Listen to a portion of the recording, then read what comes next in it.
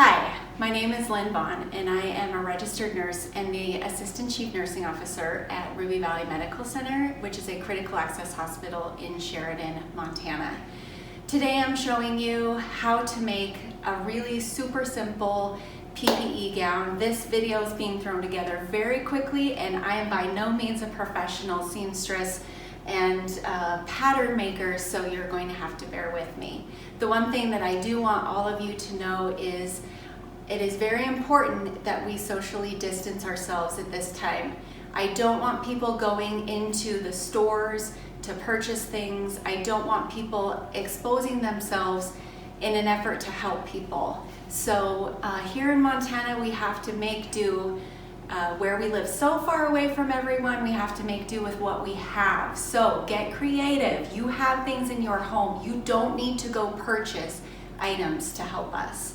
And if you do have things to donate, or if you aren't a sewer, or if you have some ideas, contact Walters or myself, and we'll be glad to help you with that. We just really want to limit the exposure. I am actually in quarantine at this time until we get a test back tomorrow, and so we're just here, and I'm not going anywhere. Okay,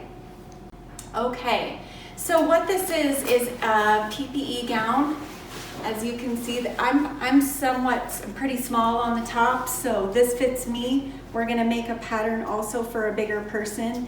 I would suggest having ties at the top, but it covers the back. It's pretty long on me, but I know that other people are longer, and it goes around the back, and then there's ties here. This is actually made out of a bed sheet, and so this is a twin sheet set. You might need something bigger for someone who's a little bigger or a lot taller. My husband's about 6'3", so we tried this on him. He's definitely going to need something bigger. Use fabric that you have, use sheet sets. We can even I even thought about using maybe vinyl tablecloth cover or vinyl tablecloths of some kind. Any kind of fabric this needs to hold up to some heavy washing, hospital grade machine washing. So we make sure there's no holes, no rips. The fabric is in somewhat good repair, but it can be anything that's machine washable. We're making a pattern from freezer paper like this. You use your imagination. If you don't have freezer paper, find something in your house that you can use. Use cardboard. Use something that you already have. Don't go out and start buying things and getting out there in public. Use your imagination. I know you can do it. My freezer paper. Maybe wax paper could even work. It's pretty soft. I've noticed that these patterns, I've made about 12 gowns from one pattern. The freezer paper starts getting kind of used and worn, and it's difficult it just doesn't hold up as well. So you might want to make something a little sturdier. Use the top of the freezer paper. It's just this Reynolds. Everyone in Montana hunts and fishes, and so I think this is probably pretty common, but use what you have. If you have butcher paper, if you have a roll of paper, it doesn't have to be this. So this is the top.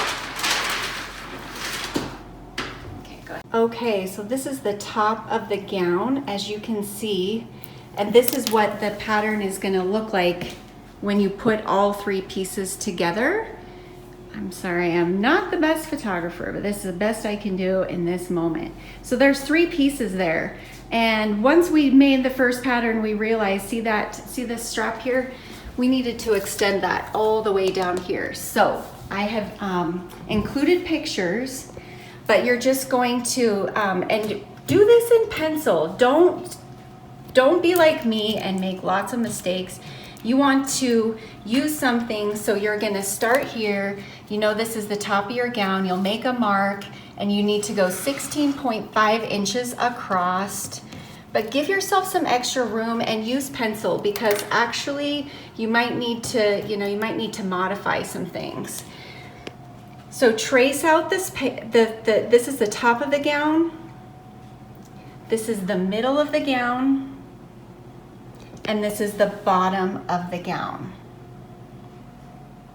Okay, And then once you put it all together, it should look like this. And this part here, this part on the side is the part that you want to use on the fold. Okay, so this is like the right side, I guess you would say, of the sheet. This is also the top. You want to take this and fold it with the bottom of the sheet set. So it's like this, okay? This fold that's here on the side is going to be the fold for your gown. So this is actually the front and back. So just lay out your pattern, and I'm doing this really sloppy. You're gonna need a bigger space. And you're gonna place your pattern, the edge of your pattern here on the fold. And a twin sheet set works really great. So once you have your pattern laid out, you take pins and you pin it to the fabric so that you can cut it. Once your fabric is all the way pinned and you have your fold here, then you can start cutting. And you're gonna want to make a little loop here at the top for your thumbs. So here I had a fitted sheet, and as you see, I have actually cut the elastic, most of the elastic off of this, and cut along that seam that makes it the fitted sheet. So this is the right side, and you're gonna take that right side and match it with this other right side. And the fitted sheet takes a little bit more finagling. It's not quite as easy to do. So as you can see, I've got my folds, this like funky fold here, and it works pretty good. You'll have a fold here, but you're not gonna cut on the fold this time. So this is gonna be actually the back of your pattern. And we don't want it to fold and wrap around. So you're gonna take your pattern again, but this time, do you wanna zoom in for me? Over here. This time you don't place it on the fold. You're gonna set it here, like so, and you're gonna pin just as you did, and actually cut this line. Once you've cut out all the pieces, you then place them right side to right side, and you can begin sewing. It's really, really simple. My mother-in-law and I actually were able to line up 3 top sheets together and cut them at the same time. So we cut out 3 fronts at one time, and then 3 bottom, or the back of the gown. We were able to do the same. My scissors were getting tired. This doesn't have to be perfect. Nobody expects perfection with this. It's not a big deal. This is about protection. So, all right. We've actually been saving these pieces from the fitted sheets because you can tear the elastic out of these, and we're using elastic to possibly make ear loops for masks and other things. So save this. This is gold. You don't need to go buy anything. You can reuse what you already have. I was just gonna show you, this is what the cutout gown looks like. Hold on here. Okay, so this is the front. Okay, and this is the right side and the wrong side.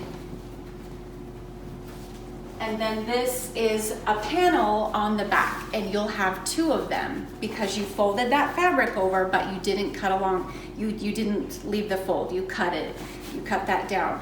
So the right side, maybe come over here for me, sis. You lay it down.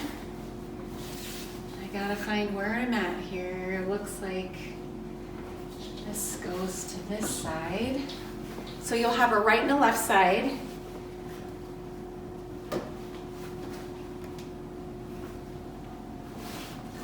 And you'll line up the right sides together.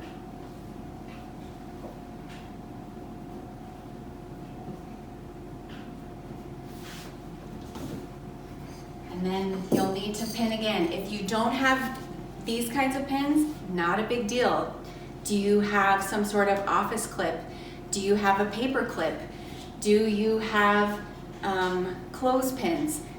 You don't have to go out and buy anything. You can even, my goodness, if you need to, tape them together, whatever. Just stay home, flatten the curve. We don't want you going out and buying anything for this. And you just pin. So you will have to, don't sew this all together, because you do have to turn this inside out. And I'm very sorry, but I am not a seamstress. I know there's a way to do this and get this to turn inside out, but I haven't quite figured that out yet. And due to my mother-in-law being sick, I'm just gonna leave her alone. Ask a seamstress. Maybe somebody else will post a video on how to do this, because I can do a lot of things, but I can't do that. I can't figure it out right in this very moment. So once you have it all pinned, sew it together, leave a quarter-inch seam, do a quarter-inch seam all the way around. And then everything, I will show you, everything needs to be reinforced.